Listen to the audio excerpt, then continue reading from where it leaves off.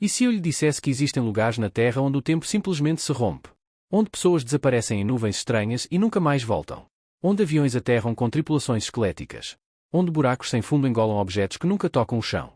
Hoje vou apresentar-lhe 13 casos documentados que desafiam qualquer explicação racional. Casos que sugerem que o nosso mundo está cheio de fendas, portais e anomalias que se conectam com outros tempos, outras dimensões, outras realidades. Um buraco em Washington onde um cão foi atirado morto e voltou vivo dias depois. Uma vila inteira no Canadá onde todos os habitantes desapareceram enquanto a comida ainda fumegava nas mesas. Um piloto da RAF que sobrevoou um campo abandonado e viu o futuro 4 anos antes de ele acontecer. Um avião que descolou em 1954 e aterrou em 1989 com os passageiros transformados em esqueletos nos seus assentos. Estas não são histórias de terror. São casos relatados, investigados, documentados. Alguns têm múltiplas testemunhas. Alguns têm evidências físicas. Todos têm algo em comum, não deveriam ser possíveis. Mas são. Desde o buraco mais misterioso da América até ao desaparecimento de um regimento inteiro na Primeira Guerra Mundial. Desde experiências científicas que podem estar a rasgar o tecido da realidade até locais antigos onde o tempo parece fluir de forma diferente. Vamos explorar 13 casos que o farão questionar tudo o que pensa saber sobre a natureza do tempo, do espaço e da própria realidade. Prepare-se. Porque depois de conhecer estes casos, nunca mais verá um mundo da mesma forma. Comecemos pelo número 13, o caso que tem obcecado os investigadores durante décadas, o buraco sem fundo. Caso Cardinal 13, o buraco de Mel, o portal sem fundo. Final da década de 1990. Estado de Washington, Estados Unidos. Um homem chamado Mel Waiters entra em contacto com um programa de rádio noturno com uma história que parece impossível. Na sua propriedade rural, nas montanhas de Washington, há um buraco. Não um buraco comum, mas algo que desafia as leis da física. Um buraco que parece não ter fundo. Mel descreve como descobriu o buraco. Ele estava em seu terreno antes mesmo de ele comprar a propriedade, parcialmente coberto por madeira velha. Os moradores locais o conheciam e o usavam como lixão ilegal há décadas. Geladeiras velhas, pneus, todos os tipos de lixo foram jogados lá. Mas Mel decidiu investigar. Queria saber qual era realmente a sua profundidade. Começou com métodos simples. Atirou pedras. Esperou pelo som do impacto. Nunca chegou. Atirou objetos maiores. Pneus velhos. Eletrodomésticos avariados. Silêncio absoluto. Como se os objetos simplesmente desaparecessem no nada. Então Mel tornou-se mais científico. Arranjou carretel após carretel de linha de pesca. Amarrou um peso na ponta e começou a baixá-lo. Baixou 80 mil pés de linha, aproximadamente 24 km, e o peso nunca tocou o fundo. 24 km para baixo. Mais profundo do que o ponto mais profundo do oceano. Mais profundo do que qualquer mina na Terra. E a linha continuava a descer. Mas a parte mais perturbadora vem a seguir. Mel conta que o seu vizinho tinha um cão que morreu. Em vez de enterrá-lo, o vizinho decidiu jogar o corpo no buraco. Um cão preto, sem coleira, claramente morto. 3 dias depois, o vizinho viu o mesmo cão. Vivo. A correr pela floresta perto de sua casa. O mesmo cão, as mesmas marcas, mas vivo e aparentemente saudável. Como se o buraco o tivesse devolvido. Vivo. Mel também descreve efeitos estranhos perto do buraco. Eletrónica que falha sem motivo. Bússolas que giram descontroladamente. Sensação de estar a ser observado. Como se o buraco fosse mais do que um fenómeno geológico, como se fosse um portal para algo mais. E então Mel desaparece. Depois de fazer essas afirmações no rádio, ele deixa de aparecer publicamente. A sua propriedade é vendida, e os novos proprietários negam que exista qualquer tipo de buraco. As autoridades negam ter conhecimento do buraco. Não há registros geológicos. Não há coordenadas exatas. É como se todo o assunto tivesse sido apagado. Mas Mel liga novamente anos depois. Diz que foi contactado pelo governo. Que lhe pagaram para ir embora. Que o buraco está agora sob vigilância militar. Que estão a ser realizadas experiências. O buraco de Mel é real? Os céticos apontam a total falta de evidências físicas. Não há fotografias verificáveis. Não há coordenadas. Não há testemunhas independentes. Mas há algo inquietante na consistência da história de Mel. Nos detalhes específicos. Na forma como ele desapareceu depois de torná-la pública. As teorias abundam. Alguns dizem que o buraco é um portal para outra dimensão. Outros sugerem que é a entrada para um enorme sistema de cavernas subterrâneas. Alguns acreditam que é uma experiência militar secreta. E outros dizem que é um portal temporal. Que os objetos lançados não caem para baixo, mas para outro tempo. E que o cão voltou porque foi devolvido desse outro tempo, restaurado à vida. Sem evidências conclusivas, o buraco de Mel permanece como um dos mistérios mais estranhos da América. Um lugar que poderia existir ou poderia ser uma história completamente inventada. Mas que captura algo fundamental sobre a nossa fascinação pelo desconhecido, por portais para outros mundos, por lugares onde as regras normais simplesmente não se aplicam. Caso Cardinal 12, o Planalto de Marcaosi, onde o tempo parou. No alto dos Andes peruanos, a quase 4.000 metros acima do nível do mar, há um planalto que fascina os investigadores há décadas. O Planalto de Marcaosi. Um lugar onde as rochas parecem ter sido esculpidas em formas impossíveis. Rostos humanos gigantes. Animais. Figuras que mudam dependendo do ângulo da luz. O investigador Daniel Russo dedicou a sua vida a estudar este lugar. E chegou a uma conclusão extraordinária: estas não são formações naturais. São os restos de uma civilização antiga que ficou presa numa anomalia temporal. Congelada em pedra. Literalmente petrificada no momento. Russo documentou dezenas de formações que parecem representar rostos humanos com expressões claras. Animais que não são nativos dos Andes. Estruturas que parecem arquitetônicas. Mas a evidência mais perturbadora vem dos visitantes modernos. Pessoas que sobem a Marcaosi e relatam experiências estranhas. Luzes que aparecem sem fonte. Sensação de desorientação temporal. Relógios que param ou correm em velocidades incorretas. Um grupo de excursionistas relatou ter passado o que pensavam ser 1 hora a explorar o Planalto, apenas para descobrir que tinham perdido 4 horas sem explicação. Não se lembravam onde tinham estado ou o que tinham feito durante esse tempo. Outro visitante descreveu ter visto luzes brilhantes a mover-se entre as formações rochosas. Quando tentou aproximar-se, sentiu resistência física no ar, como se estivesse a empurrar uma parede invisível. E quando finalmente atravessou essa barreira, todos os sons desapareceram. Silêncio absoluto. Como se tivesse entrado numa bolha de ar onde o som não podia viajar. Os cientistas convencionais explicam as formações como pareidolia, a tendência humana de ver padrões e rostos em objetos aleatórios. Dizem que as rochas foram formadas pela erosão natural do vento e da chuva durante milénios. Mas isso não explica as experiências temporais. Não explica porque os relógios funcionam mal especificamente neste planalto. Não explica o tempo perdido. Alguns teóricos sugerem que Marcaosi está na confluência de linhas-lei, linhas de energia que cruzam o planeta. Que essa confluência cria um campo eletromagnético que afeta a percepção do tempo e do espaço. Outros mais radicais sugerem que o Planalto é o local de uma antiga experiência que deu errado. Que uma civilização avançada tentou manipular o tempo e acidentalmente criou uma zona onde o tempo flui de forma diferente. E que as formações rochosas são evidências de pessoas e animais que foram apanhados na anomalia e petrificados instantaneamente. Sem evidências conclusivas, Marcaosi continua sendo um lugar misterioso. Um lugar onde os visitantes relatam experiências que não conseguem explicar. Onde o tempo parece se comportar de maneira estranha. E onde as próprias rochas parecem guardar segredos de tempos esquecidos. Caso Cardinal 11, o desaparecimento de Gallipoli, o regimento completo desaparece.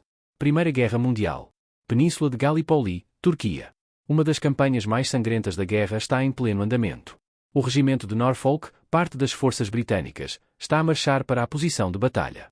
Aproximadamente 250 homens, bem treinados, bem equipados, marchando em formação. E então algo impossível acontece. De acordo com testemunhos de soldados neozelandeses que observavam de uma colina próxima, uma nuvem estranha desce sobre o regimento. Não é uma nuvem normal de nevoeiro ou fumo de batalha. É uma nuvem baixa, densa, com cor e textura invulgares. Como se fosse sólida. Os soldados de Norfolk marcham diretamente para a nuvem. E desaparecem dentro dela. Completamente. Como se a nuvem os engolisse. Os observadores esperam que o regimento emerja do outro lado. Mas isso nunca acontece. E depois de aproximadamente 1 hora, a própria nuvem começa a elevar-se. Lentamente. Como se estivesse a ser levantada por forças invisíveis. Ela eleva-se para o céu e desaparece. O regimento de Norfolk desapareceu. 250 homens. Sem deixar rasto. As autoridades militares lançam uma busca imediata. Vasculham a área onde a nuvem estava. Procuram corpos, equipamentos, qualquer sinal dos homens. Não encontram nada. Nem um único corpo. Nem um rifle. Nem uma mochila. Como se 250 homens simplesmente tivessem deixado de existir. Verificam os registros de prisioneiros de guerra. O regimento de Norfolk não aparece em nenhuma lista turca. Não foram capturados. Não foram vistos a retirar-se. Simplesmente desapareceram. Durante décadas, este caso foi considerado um dos grandes mistérios da Primeira Guerra Mundial. Um regimento inteiro que desapareceu sem explicação. Mas, na década de 1960, historiadores britânicos afirmam ter resolvido o mistério. Dizem ter encontrado evidências de que o regimento foi destruído em batalha e que os corpos foram enterrados em valas comuns pelos turcos. Mas há problemas com essa explicação. Os números não batem exatamente. As localizações relatadas das valas não correspondem ao local onde as testemunhas viram a nuvem. E nenhuma explicação convencional aborda o testemunho da nuvem estranha. Os teóricos da viagem no tempo sugerem uma alternativa mais radical: a nuvem era um portal temporal. O regimento de Norfolk marchou através de uma fenda no tempo e foi transportado para outra época ou dimensão. Estão ainda a marchar em algum momento de 1915 que se repete eternamente? Foram transportados para o futuro ou para o passado? Ou entraram numa dimensão completamente diferente da qual nunca puderam regressar? Sem corpos, sem provas físicas definitivas, sem uma explicação que satisfaça todos os factos relatados, o desaparecimento do regimento de Norfolk permanece como um dos casos mais perturbadores da Primeira Guerra Mundial. Um lembrete de que, mesmo em meio a uma guerra bem documentada, há eventos que desafiam qualquer explicação. Momentos em que a realidade parece se romper e engolir pessoas inteiras sem deixar vestígios. Caso Cardinal 10, a vila desaparecida de Lake Anjikuni, o assentamento fantasma. Norte do Canadá. Território selvagem e remoto coberto de neve. O caçador de peles Joe Labelle está a viajar por uma rota que já percorreu dezenas de vezes. Conhece todas as aldeias inuites ao longo do caminho. Locais onde pode parar, aquecer-se, trocar suprimentos. Ele aproxima-se da aldeia perto do lago Anjikuni. Aldeia que já visitou muitas vezes antes. Sempre cheia de atividade. Crianças a brincar, mulheres a preparar peles, homens a regressar da caça. Mas desta vez, quando se aproxima, algo está errado. Não há som. Não há fumo a sair das chaminés. Não há cães a ladrar. Silêncio absoluto. Joe entra na aldeia e encontra uma cena que o perseguirá pelo resto da vida. A aldeia está completamente intacta. As tendas estão montadas. As ferramentas estão onde foram deixadas. Mas não há pessoas. Nem uma única alma. E então ele nota detalhes que tornam a cena ainda mais perturbadora. Há comida nas mesas. Ainda nos pratos. Como se as pessoas estivessem a comer e simplesmente se levantassem e fossem embora no meio da refeição. Algumas fogueiras ainda estão a fumegar levemente, como se tivessem sido apagadas recentemente. Rifles estão encostados nas paredes das tendas. Em território onde os rifles são ferramentas essenciais de sobrevivência, ninguém os deixa para trás. Nunca. Joe procura mais. E encontra algo que faz o seu sangue gelar. Os cães de trenó. Todos mortos. Congelados. Amarrados aos seus postes. Como se tivessem sido deixados ali e congelados até à morte. Mas por que alguém deixaria os seus cães? No Ártico canadiano, os cães de trenó são a diferença entre a vida e a morte. E então Joe encontra algo ainda mais perturbador. O cemitério da aldeia. Os túmulos foram abertos. Por dentro. Os corpos desapareceram. Joe, agora genuinamente aterrorizado, vai até o posto da polícia montada canadense mais próximo e relata o que encontrou. A polícia envia investigadores. Eles confirmam tudo o que Joe descreveu. Aldeia intacta. Comida nas mesas. Fogueiras recentes. Rifles abandonados. Cães mortos. Túmulos abertos. E acrescentam outro detalhe perturbador: não há pegadas na neve ao redor da aldeia. Nenhum sinal de que as pessoas tenham saído da aldeia. Como se tivessem sido levantadas diretamente para cima e removidas. A investigação oficial nunca encontra uma explicação satisfatória. Não há sinais de luta. Não há evidências de doença. Não há razão para que toda a população simplesmente abandonasse tudo e desaparecesse. Os teóricos oferecem várias explicações. Alguns sugerem que toda a população foi abduzida por extraterrestres. A falta de pegadas, os corpos removidos dos túmulos, tudo sugere remoção de cima. Outros propõem algo ainda mais estranho: a aldeia sofreu um deslizamento dimensional. Toda a população foi transportada para uma dimensão paralela. Os túmulos abertos foram resultado da mesma força que levou os vivos, levando também os mortos. Os céticos sugerem que toda a história é uma lenda urbana exagerada. Que talvez a aldeia tenha sido abandonada por razões normais e os detalhes tenham sido dramatizados a cada repetição da história. Mas Joe Labelle era um caçador experiente, um homem prático, não dado a fantasias. O seu testemunho foi consistente até à sua morte. E a investigação policial oficial, embora breve, confirmou os elementos básicos da sua história. A aldeia desaparecida de Lake Anjikuni permanece como um dos mistérios mais inquietantes do Canadá. Um lugar onde toda a população desapareceu sem deixar vestígios, sem explicação, sem conclusão. Caso Cardinal 9, Sir Victor Goddard, o piloto que viu o futuro. Escócia. O oficial da Royal Air Force Victor Goddard está a pilotar o seu biplano sobre um território que conhece bem. O clima é típico da Escócia, cinzento, chuvoso, com visibilidade limitada. Ele sobrevoa uma área perto de Edimburgo onde costumava haver um campo de aviação chamado Drain. Mas Drain está abandonado há anos. Hangares em ruínas.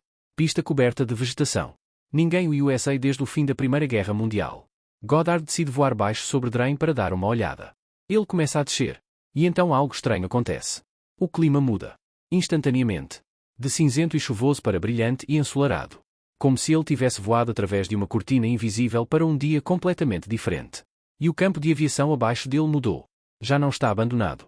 Está em pleno funcionamento. Goddard consegue ver claramente enquanto voa abaixo. Há 4 aviões no campo. Mas não são aviões que ele reconhece. São monoplanos amarelos brilhantes. A RAF não tem aviões amarelos. Todos os aviões militares britânicos são prateados, sem pintura. E o pessoal no solo. Estão a usar uniformes azuis. Mas a RAF e USA uniformes caqui. Ninguém no serviço britânico usa uniformes azuis. Goddard está a voar baixo o suficiente para ver esses detalhes claramente. Não é uma visão embaçada. Ele está a ver um campo de aviação operacional totalmente funcional, com aviões e pessoal que não deveriam existir. E então ele voa para além do campo. E está de volta ao clima cinzento e chuvoso. Como se tivesse saído de uma bolha de realidade diferente. Goddard está completamente desconcertado. Ele considera relatar o que viu, mas decide não fazê-lo. Como explicar que viu um aeródromo abandonado a funcionar com aviões que não existem e uniformes da cor errada? Considerá-lo-iam louco. Então, guarda a experiência para si mesmo. Anota-a no seu diário pessoal. E tenta esquecê-la. Mas então chega 1939. 4 anos após o seu voo estranho. A Segunda Guerra Mundial começa. A RAF precisa expandir-se rapidamente. E um dos campos que reativam é Dren. Goddard é designado para visitar o campo agora operacional. E quando chega, o seu sangue congela. Tudo está exatamente como ele viu em 1935. Os hangares foram reparados exatamente como ele viu. A pista está operacional exatamente como ele viu. E há 4 aviões estacionados no campo. Monoplanos. Pintados de amarelo brilhante. Um novo modelo de avião de treino que a RAF acabara de introduzir. Pintados de amarelo para maior visibilidade. E o pessoal? Estão a usar uniformes azuis. A RAF mudou os seus uniformes de caqui para azul em 1938. Todo o pessoal agora usa uniformes azuis. Cada detalhe que Goddard viu em 1935 tornou-se realidade em 1939. Como se tivesse voado através de uma janela para o futuro e visto Dren exatamente como seria 4 anos depois. Goddard finalmente conta a sua história publicamente após a guerra. É recebido com ceticismo, mas a sua reputação como oficial respeitado da RAF dá-lhe credibilidade. O que Goddard experimentou? Os teóricos da viagem no tempo sugerem que ele voou através de uma anomalia temporal. Um lugar onde 1935 e 1939 se sobrepuseram brevemente. Onde ele pôde ver através do tempo para o futuro. Os céticos sugerem uma falsa memória. Que Goddard viu Dren em 1939 e subconscientemente retrocedeu a memória para 1935. Mas Goddard tinha o seu diário. Escrito em 1935. Descrevendo os aviões amarelos e os uniformes azuis antes que eles existissem. Evidência contemporânea da sua visão do futuro.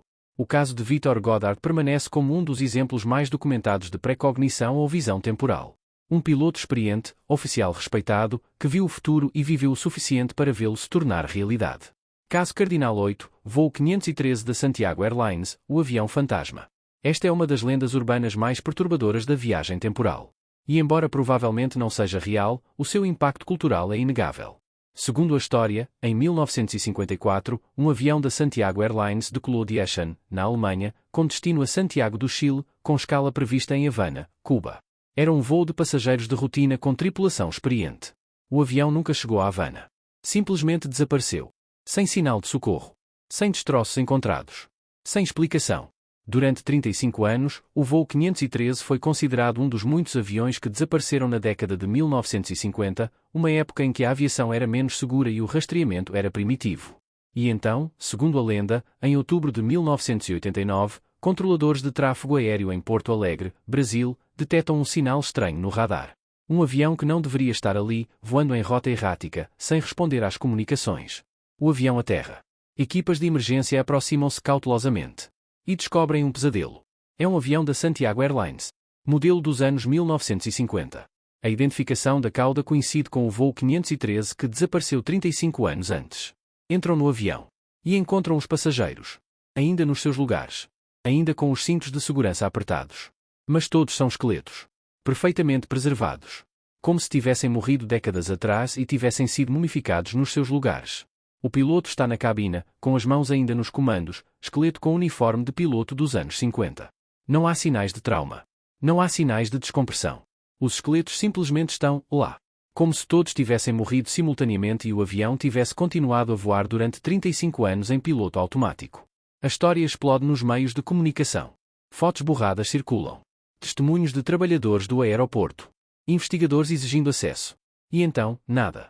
A história desaparece tão misteriosamente quanto apareceu. O governo brasileiro nega que tenha acontecido. A Santiago Airlines não existia como companhia real. Não há registros oficiais do voo 513. Os investigadores que buscam a verdade não encontram nada. Nenhum registro de voo. Nenhuma foto verificável. Nenhum testemunho confirmado. O consenso é que toda a história é invenção. Lenda urbana moderna. Talvez inspirada em casos reais de aviões desaparecidos, mas embelezada até se tornar um mito. Mas a história persiste. Porque toca algo profundo na nossa psique. O medo de ficar preso no tempo. A ideia de que você poderia desaparecer em 1954 e reaparecer em 1989 sem saber que o tempo passou. Que o mundo continuou sem você enquanto você estava congelado no tempo. Embora provavelmente não seja real, o voo 513 tornou-se uma lenda cultural. Símbolo dos nossos medos sobre viagens temporais, sobre ficar preso entre tempos, sobre desaparecer de uma realidade e reaparecer noutra. E talvez isso seja suficiente. Porque mesmo as lendas revelam verdades sobre o que tememos e o que nos fascina. Caso Cardinal 7, John Dee, o visionário da rainha. Século XVI. Inglaterra isabelina. John Dee é um dos homens mais brilhantes da sua época. Matemático, astrónomo, astrólogo, conselheiro da rainha Isabel I, mente renascentista que domina várias disciplinas. Mas Dee também é ocultista. Acredita que pode comunicar com anjos. Que pode ver além do véu da realidade comum para dimensões superiores.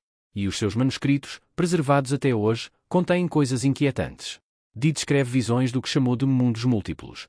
Realidades paralelas onde os eventos se desenvolvem de forma diferente. Descreve ver-se a si mesmo a viver vidas diferentes nestes mundos alternativos. Numa visão, descreve uma cidade do futuro com torres de cristal que tocam as nuvens. Com veículos que voam sem asas. Com pessoas a comunicarem-se instantaneamente através de distâncias sem mensageiros. Noutra, descreve uma guerra devastadora onde o fogo do céu destrói cidades inteiras em instantes. Morte numa escala que o século XVI não podia imaginar. Alguns estudiosos modernos dos manuscritos de Dee sugerem que ele estava a descrever o século XX. As torres de cristal são arranha-céus. Os veículos voadores são aviões. A comunicação instantânea são os telefones. O fogo do céu são as bombas nucleares. Mas como Dee poderia, em 1580, descrever uma tecnologia que só existiria 400 anos depois? Os céticos dizem que estamos a projetar significados modernos em escritos vagos. Que Dee usava linguagem metafórica e simbólica que pode ser interpretada de várias maneiras. Mas há detalhes específicos que são inquietantes. Dee descreve tablets de vidro que contêm todo o conhecimento do mundo. Tablets. Internet? Ele descreve olhos de vidro que permitem ver eventos distantes como se você estivesse lá. Televisão? Transmissão ao vivo? Ele descreve nuvens de metal que flutuam no céu trazendo a morte. Bombardeiros? Drones? A explicação mais radical, Dee realmente tinha visões do futuro. Ou estava a aceder a dimensões paralelas onde essas tecnologias já existiam. Os seus anjos eram seres de outras dimensões ou tempos, mostrando-lhe visões do que seria ou poderia ser. Dee também descreveu um método para caminhar entre mundos. Rituais específicos usando cristais e espelhos que supostamente permitiriam viajar entre realidades paralelas. Ele tentou? Teve sucesso? Os seus escritos sugerem que sim. Que ele visitou esses outros mundos, mesmo que brevemente. Que viu com os seus próprios olhos as maravilhas e os horrores do futuro. John Dee morreu em 1608, pobre e esquecido. Os seus contemporâneos achavam que ele era louco. Os seus manuscritos foram em grande parte ignorados. Mas hoje, relendo as suas visões com olhos modernos, alguns se perguntam, Dee era um visionário no sentido literal? Ele realmente viu através do tempo e do espaço possíveis futuros? Caso Cardinal 6, o Large Hadron Collider, rasgando o tecido da realidade. Fronteira entre a Suíça e a França. O projeto científico mais ambicioso da história da humanidade é iniciado pela primeira vez. O Large Hadron Collider. LHC. Um túnel circular de 27 km onde os prótons são acelerados a 99,9999% da velocidade da luz e colidem entre si. O objetivo oficial, descobrir os segredos fundamentais do universo. Encontrar o bóson de Higgs. Compreender a matéria escura. Recriar as condições do Big Bang. Mas, desde o início, há problemas estranhos. Antes do LHC ser ligado, um cientista respeitado publica um artigo sugerindo que a experiência poderia criar buracos negros microscópicos. O CERN garante que esses buracos negros, se forem criados, evaporarão instantaneamente. Não há perigo. Mas há teorias mais inquietantes. Alguns físicos sugerem que colisões com tanta energia poderiam rasgar o tecido do próprio espaço-tempo. Criar buracos de minhoca microscópicos. Abrir portais para dimensões paralelas. E quando o LHC finalmente é ligado, as coisas começam a acontecer. Em 2008, 9 dias após o início das operações, ocorre uma falha catastrófica. Uma ligação elétrica defeituosa faz com que toneladas de hélio líquido evaporem. Os danos são enormes. O LHC tem de ser desligado durante mais de um ano para reparações. O CERN explica que se trata de uma falha técnica normal num projeto tão complexo. Mas alguns notam a coincidência do timing. Como se o próprio universo estivesse a resistir ao que o LHC está a tentar fazer. E então começam os relatos estranhos. Pessoas que vivem perto do CERN relatam sonhos vívidos sobre realidades alternativas. Sobre versões de si mesmas vivendo vidas diferentes. Os trabalhadores da instalação relatam sensações intensas de déjà vu. Momentos em que têm a certeza de que já viveram o mesmo momento antes. Há relatos não confirmados de anomalias temporais na instalação. Relógios que funcionam a velocidades diferentes em diferentes partes do complexo. Equipamentos que parecem envelhecer mais rápido do que deveriam. E então há a teoria mais radical, o efeito Mandela. O efeito Mandela é um fenómeno em que grandes grupos de pessoas se lembram de eventos históricos de forma diferente do que realmente aconteceu. Como se tivessem misturado memórias de uma realidade alternativa. Alguns teóricos sugerem que o LHC, ao criar colisões de energia tão alta, está a fazer com que realidades paralelas se misturem. Que cada vez que ligam o colisor, criam uma fissura no multiverso. E memórias de realidades alternativas transbordam. O CERN nega tudo isso. Diz que o LHC é perfeitamente seguro. Que todas as anomalias relatadas são coincidências ou mal-entendidos. Mas continuam a fazer experiências. Colisões cada vez mais energéticas. Empurrando os limites do que é fisicamente possível. O que estão realmente a fazer no CERN? É apenas física de partículas? Ou estão, consciente ou inconscientemente, a experimentar com o tecido da própria realidade? O LHC poderia eventualmente criar uma anomalia temporal real? Um portal para outra dimensão? Um buraco de minhoca estável que conecta o nosso tempo ao outro? Não sabemos. Mas o facto de os cientistas mais brilhantes do mundo estarem a brincar com forças que mal compreendem, em escalas de energia que nunca existiram desde o Big Bang, é ao mesmo tempo emocionante e assustador. Caso Cardinal 5, Sir Robert Kirk, sequestro pelo Reino das Fadas. Escócia. O reverendo Robert Kirk é um erudito respeitado, ministro da Igreja, homem de educação e razão. Mas Kirk tem uma obsessão incomum para um homem da Igreja. Ele acredita na The Secret Commonwealth, um reino paralelo habitado por seres que ele chama de o povo bom ou fadas. Kirk passa anos investigando esse reino invisível. Ele entrevista pessoas que afirmam tê-lo visitado. Ele documenta seus testemunhos. E escreve um livro sobre o assunto, The Secret Commonwealth of Elves, Fauns and Fairies, a comunidade secreta dos elfos, faunos e fadas. No seu livro, Kirk não trata as fadas como criaturas mitológicas, mas como habitantes reais de uma dimensão paralela que existe sobreposta à nossa realidade. Ele descreve como certas pessoas, em certos lugares, em certos momentos, podem acidentalmente cruzar para esse reino. Kirk descreve os lugares onde o véu entre os mundos é mais fino. Colinas específicas. Círculos de pedras antigas. Áreas onde a geografia parece ligeiramente estranha. E ele avisa, se você cruzar para a Secret Commonwealth, talvez não consiga voltar. Então, em maio de 1692, Kirk sai para caminhar de manhã cedo em Dunhill, uma colina perto de sua igreja. É uma caminhada que ele já fez centenas de vezes. Mas desta vez ele não volta. Ele é encontrado mais tarde naquele dia, caído na colina. Aparentemente morto de ataque cardíaco. Ele tinha apenas 48 anos. Ele é enterrado no cemitério local. Um funeral apropriado para um ministro respeitado. Caso encerrado. Exceto, há uma história estranha que persiste. De acordo com a lenda local, Kirk não morreu. Ele foi sequestrado pelas fadas.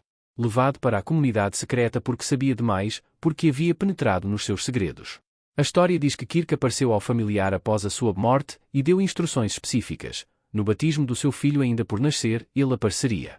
Se lançassem uma faca de ferro sobre ele naquele momento, ele seria libertado da Secret Commonwealth e poderia regressar. Mas quando chegou o dia do batismo e Kirk supostamente apareceu, o familiar ficou tão atordoado que se esqueceu de atirar a faca. E Kirk desapareceu novamente, desta vez para sempre. É apenas folclore? Provavelmente. Mas há detalhes inquietantes. O corpo no túmulo de Kirk nunca foi exumado. Alguns dizem que o caixão foi enterrado vazio. Que o que estava em Dunhill não era Kirk, mas uma ilusão deixada pelas fadas.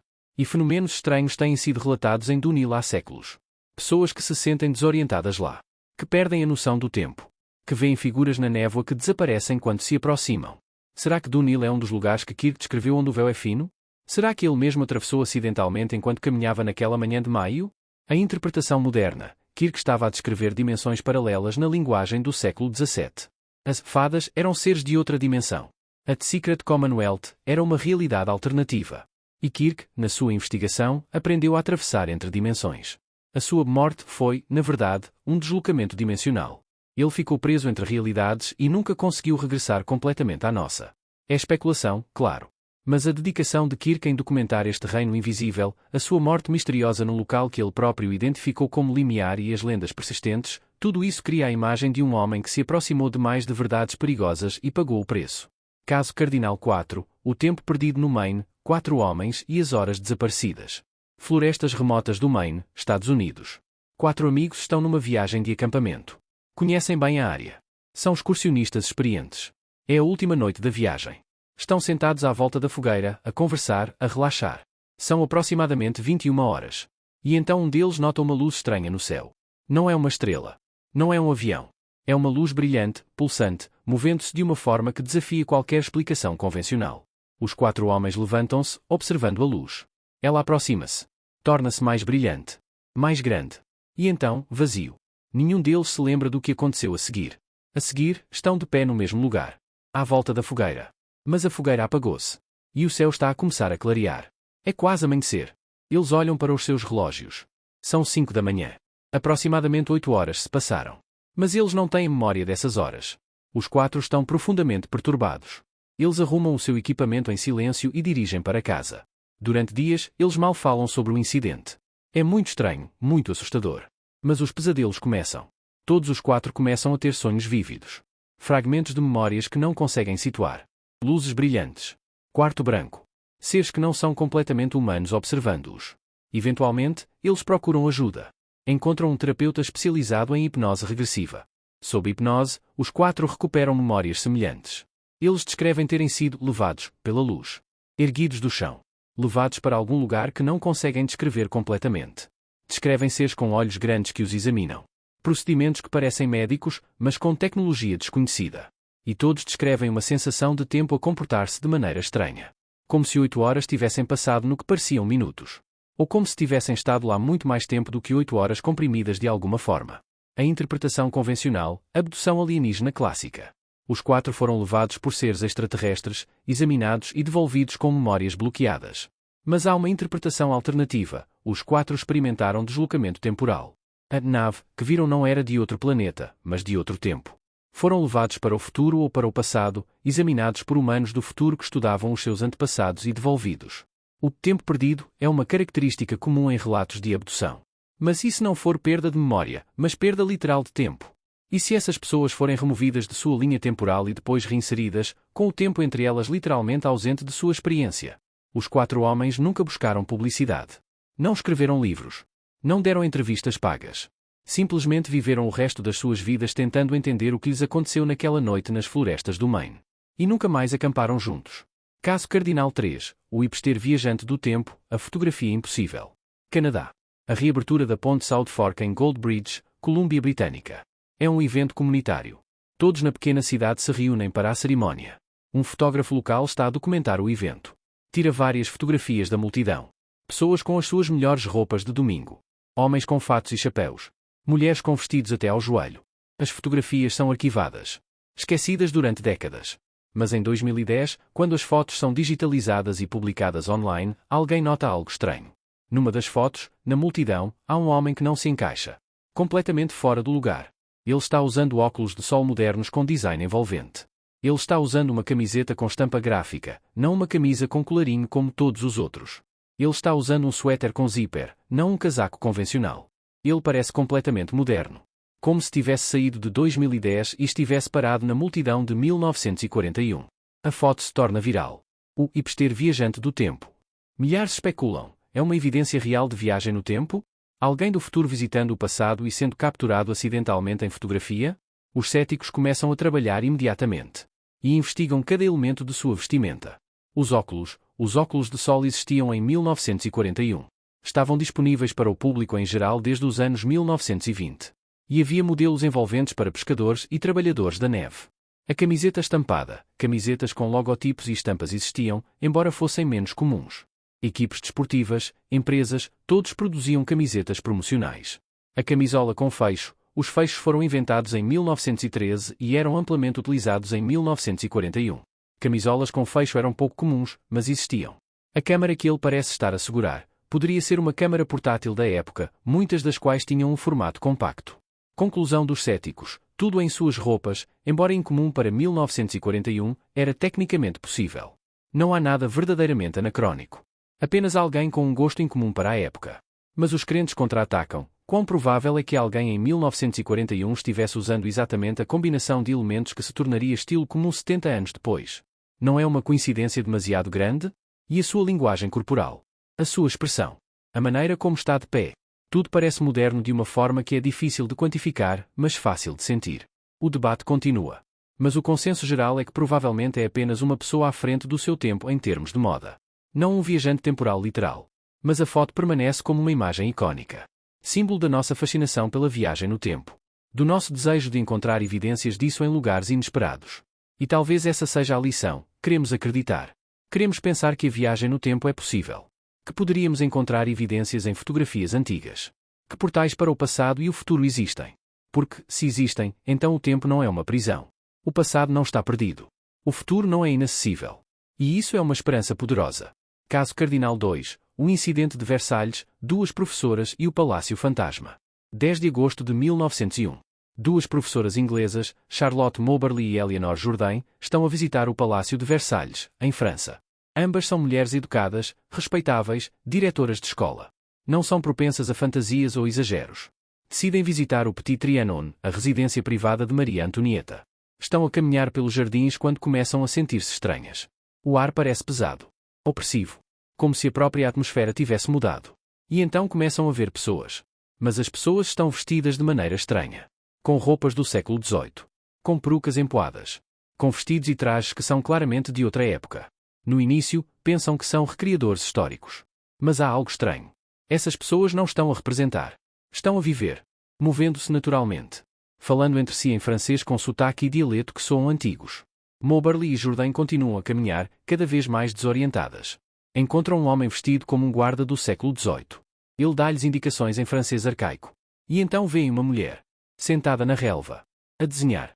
Vestida elegantemente ao estilo do século XVIII. As duas professoras descrevem a mulher mais tarde. Cabelo loiro, rosto distinto, expressão melancólica.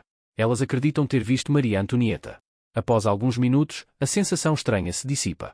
De repente, elas estão de volta à Versalhes moderna. Os jardins estão cheios de turistas normais, vestindo roupas normais. As pessoas do século XVIII desapareceram. Moberly e Jourdain estão profundamente perturbadas. Elas não discutem a experiência imediatamente. Cada uma teme que a outra pense que ela está louca. Mas, eventualmente, elas mencionam o assunto. E descobrem que ambas viram exatamente a mesma coisa. Os mesmos jardins. As mesmas pessoas. A mesma mulher que acreditam ser Maria Antonieta. Passam anos a investigar. Consultam mapas históricos de Versalhes. Leem descrições do Petit Trianon no século XVIII. Tudo o que viram coincide com o aspecto dos jardins em 1789. Edifícios que viram e que já não existiam em 1901 existiam em 1789. Caminhos que percorreram e que já não existem estavam lá em 1789. Em 1911, publicam a sua experiência num livro chamado An Adventure. É recebido com ceticismo e ridicularização em alguns círculos. Mas também com fascínio. Os céticos oferecem explicações, alucinação coletiva induzida pelo calor e pelo cansaço. Memórias falsas criadas por discussões posteriores. Interpretação errônea de recriadores históricos que realmente estavam lá. Mas Moberly e Jourdain mantiveram a sua história até a morte. Ambas insistiram que experimentaram algo real. Que, por razões que não podem explicar, cruzaram brevemente para a Versalhes de 1789. O caso tem sido debatido há mais de um século. As duas professoras experimentaram um deslizamento temporal? Um momento em que 1901 e 1789 se sobrepuseram? Ou foi uma alucinação compartilhada e elaborada, alimentada por conhecimento histórico e expectativas românticas sobre Versalhes? Não há como provar definitivamente de uma forma ou de outra. Mas a sinceridade de Moberly e Jourdain, a consistência das suas descrições e o facto de duas pessoas respeitáveis terem arriscado a sua reputação para contar a história, sugere que elas experimentaram algo genuíno. Algo que ainda não podemos explicar completamente. Caso Cardinal 1, o USS Scorpion, desaparecido nas profundezas. Maio de 1968. O submarino nuclear americano USS Scorpion está a regressar de uma missão no Mediterrâneo. Com 99 homens a bordo. A 21 de maio, comunica a sua posição. Está a caminho de Norfolk, Virgínia. Chegada prevista dentro de poucos dias. E então, silêncio. O Scorpion nunca chega a Norfolk. Não responde às comunicações. Desapareceu. A Marinha lança uma busca em grande escala. Mas o Atlântico é vasto. E os submarinos nucleares são projetados para serem invisíveis. Leva meses, mas eventualmente encontram os destroços. A 3.000 metros de profundidade. No fundo do oceano. O casco está esmagado. Partido em secções. Claramente houve uma catástrofe. Mas o que causou a catástrofe? A investigação oficial conclui: falha na bateria do torpedo. Um torpedo funciona mal, explode internamente, parte o casco. O Scorpion afunda. Mas há problemas com esta explicação. Os destroços não mostram um padrão de danos consistente com uma explosão interna do torpedo. E as provas físicas são inconsistentes. E depois há as teorias alternativas. As não oficiais. As que circulam entre marinheiros e entusiastas do paranormal. Alguns sugerem que o Scorpion foi afundado por um submarino soviético. A Guerra Fria estava a aquecer. Confrontos submarinos não eram desconhecidos. Mas outros propõem algo mais estranho. O Scorpion desapareceu numa área do Atlântico conhecida por anomalias magnéticas. Por comportamento estranho de bússolas. Por relatos de navegantes de fenómenos inexplicáveis. Será que o Scorpion encontrou uma anomalia temporal? Uma zona onde o espaço-tempo está distorcido? Os teóricos apontam que desaparecimentos de navios e aviões em certas áreas do oceano têm sido documentados há séculos. O Triângulo das Bermudas é o mais famoso, mas há outras áreas semelhantes. E se essas áreas forem lugares onde o tecido da realidade é mais fino? Onde navios e aviões podem deslizar acidentalmente para outra dimensão ou tempo? A teoria mais radical, o Scorpion não afundou. Ele deslizou através de uma fenda temporal. Os destroços no fundo do oceano são de outro Scorpion, de uma linha temporal alternativa. O Scorpion real está preso em algum tempo ou dimensão diferente. Isso é possível? Provavelmente não. A explicação mais provável é uma falha mecânica comum. Talvez um torpedo defeituoso. Talvez uma falha no casco. Talvez um acidente em espiral. Mas o facto de 99 homens terem desaparecido nas profundezas e nunca saberemos ao certo o que lhes aconteceu, deixa espaço para especulação. E lembra-nos que há lugares na Terra onde as pessoas podem desaparecer completamente. Onde a explicação oficial não satisfaz todas as perguntas. Onde o mistério permanece, profundo e escuro como o próprio oceano. Conclusão: vivendo num mundo de anomalias. 13 casos. 13 momentos em que a realidade se comportou de uma forma que não deveria ser possível. Buracos sem fundo. Planaltos onde o tempo para. Regimentos que marcham para as nuvens e desaparecem. Aldeias onde todos desaparecem enquanto a comida ainda fumega nas mesas. Pilotos que veem o futuro. Aviões que aterram décadas atrasados. Visionários que descrevem o futuro com precisão impossível. Experiências que poderiam rasgar a realidade. Ministros sequestrados para dimensões paralelas. Campistas que perdem horas. Fotografias de pessoas fora do tempo. Professoras que visitam o passado. Submarinos que desaparecem nas profundezas.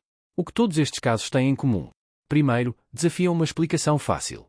Os céticos podem oferecer alternativas para cada um deles. Mas nenhuma alternativa satisfaz completamente todos os fatos. Segundo, sugerem que o tempo e o espaço não são tão sólidos quanto pensamos. Que existem fissuras, anomalias, lugares e momentos onde as regras normais não se aplicam. Terceiro, lembram-nos que o universo é mais estranho do que imaginamos. E possivelmente mais estranho do que podemos imaginar. Estes casos são evidências de viagem temporal? De dimensões paralelas? De portais entre realidades? Não podemos dizer com certeza. As evidências são intrigantes, mas não conclusivas. Os testemunhos são convincentes, mas não irrefutáveis. Mas o que podemos dizer é isto: há casos suficientes, padrões suficientes, consistências suficientes para sugerir que algo está a acontecer.